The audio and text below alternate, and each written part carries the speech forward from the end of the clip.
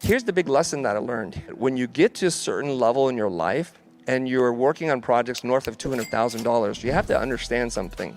The clients can hire anybody in the entire world. So your level of competition has completely changed. You're using a minor league strategy to play in the major league.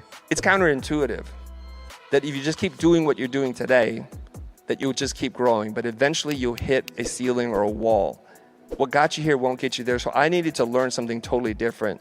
And what he taught me allowed me to double my business in 1 year. We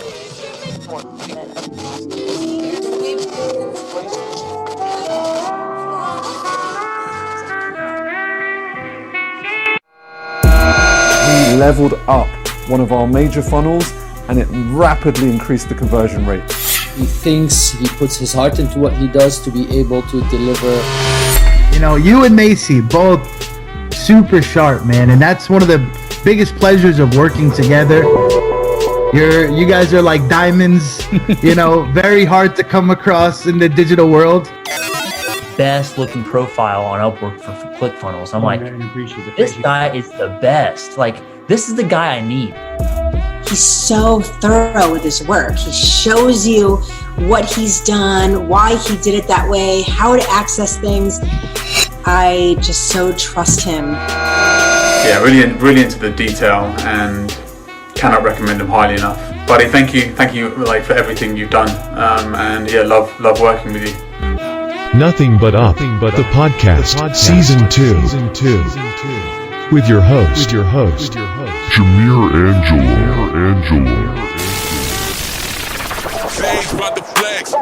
Welcome to the podcast. This is Jamir Angelo, your host for Nothing But Up, the podcast. And I'm coming to you live from my simple home office in the province of South Cotabato. You're tuned in today to season 2, episode 19. And yeah, today is Friday, May 24th. And we're back at it again with another episode that will finally guide you on how to sell without being salesy. And today's episode, I promise you, we will dive deep into that. You see, sales professionals are advised to kind of like avoid being too salesy or perhaps learn how to be less salesy. But before we dive into today's episode, as always, let's try to throw in some greetings for you. So shout out to our new listeners from Malaysia. We got Timothy Grant, Beverly Agdao, and Mark Montreal.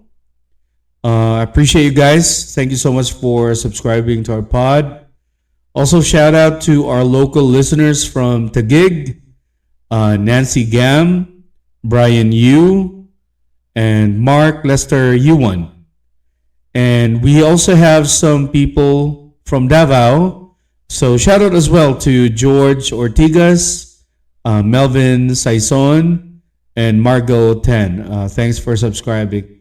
And really appreciate you for doing so. And of course, lastly, to all of our avid listeners, Kathleen Jane Parohinog, Miss Jessamay Dave Oping, and Sean Villajos.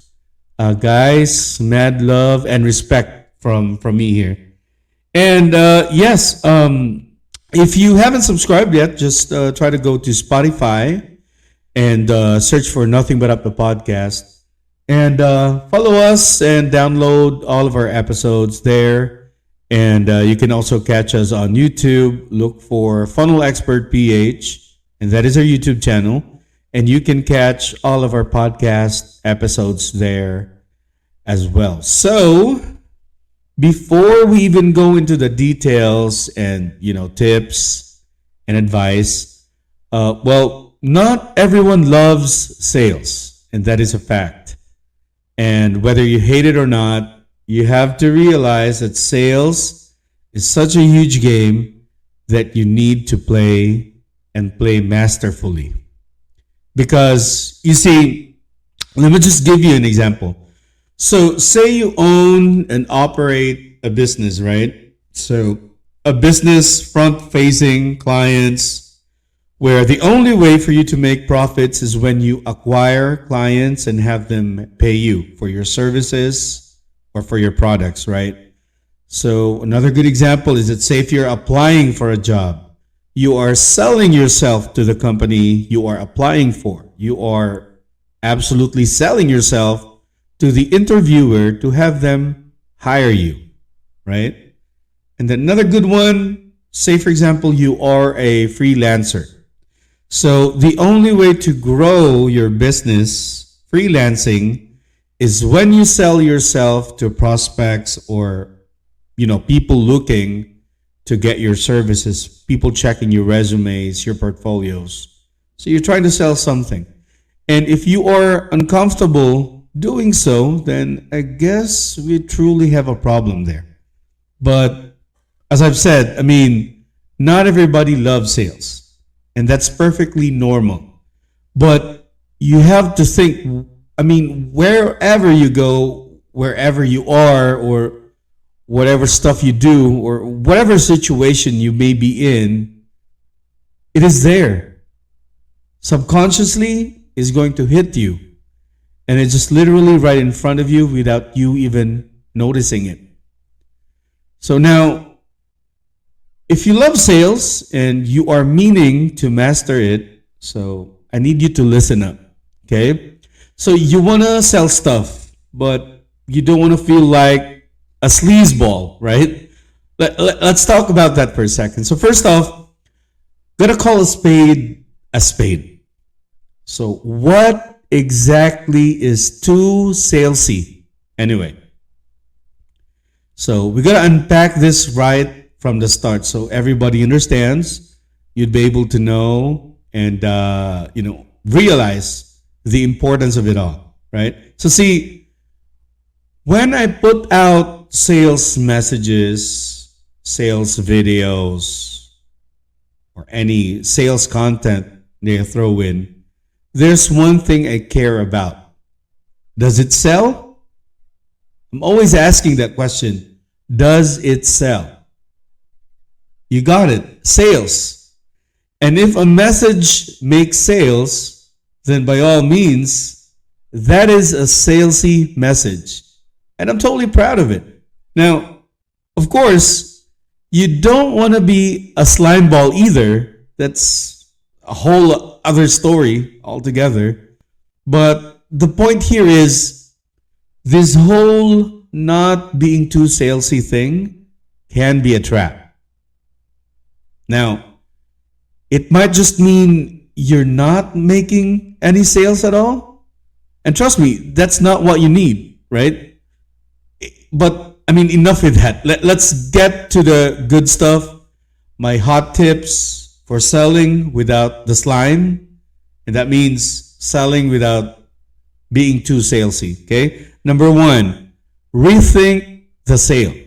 Okay. Now, most businesses see a sale as a one-time thing, a chance to grab as much money as they can. But that is short-sighted. Think of your business like a direct marketing machine, like, building relationships with customers over time. The more value you give them, the more they'll come back for, which means more sales for you in the long run. So the first sale is really all about starting that relationship, making them feel like they get, or literally making them feel that they got a steal from the deal that you're offering them. And that's how you build trust and loyalty during the first stages. And number two, be a human.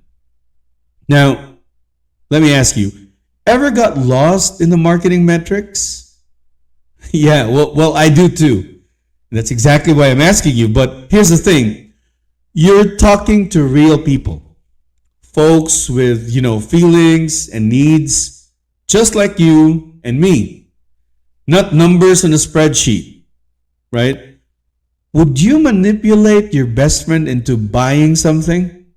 No way, right? So, ditch the tricks and try to focus on what truly helps them. And by them, your clients, your customers. And number 3, actually care. Right? Pretty obvious, right? But if you're asking this question, I'm guessing you treat the people you care about with respect, right? So try to do the same here. When you genuinely care for your customers, it actually shows.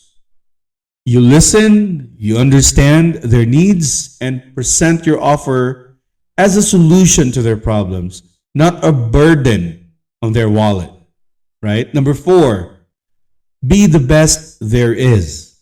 And here's the thing. You got to try sell products or services that are genuinely the best solution for your customers. It's really all about matching their needs with what you are offering, okay? Do your research, know your competition, and be confident that what you have is the best fit for them. Now, when you believe in your product and you can clearly explain why it's superior, why it's, what's controlling your niche, that slimy salesman persona just totally fades away. Number 5, know what they want. Okay, remember the mousetrap I did mention? Turns out a better mousetrap doesn't always win. Why? Because most folks don't care. They're happy with a cheap, easy solution.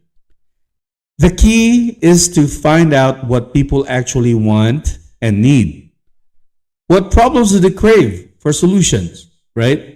Speak to those desires and you won't need any sales tricks at all. They will be drawn to your offer naturally. Now, number 6, conviction is king. Now, being confident in your product or services, is key. When you know you have the best solution, it will show. It shows, right? You present your offer with conviction, not desperation. That kind of confidence is attractive generally for all buyers. Okay. Now, number 7, it's okay to say goodbye. Now, you have to understand that not everyone is a perfect fit for your product or service, and that's perfectly okay. In fact, it's good. A bad salesperson tries to close every single lead, but a great salesperson knows that some people just won't benefit from what they offer. Now, focus on qualifying leads, weeding out, the bad fits early on. This means happier customers who are more likely to stick around for the long haul. So by following these guys, you'll ditch the sleaze and sell with integrity. Okay? You'll be presenting a product or a service that truly solves a problem, and you genuinely care, and conviction will shine through. Remember, you are not manipulating, you are helping. And that is a kind of selling that builds trust and gets results. So go out there, sell with confidence, knowing you are offering something truly valuable. All right? With all that said, let's wrap this up. Selling without feeling like a slime ball boils down to one core principle: authenticity.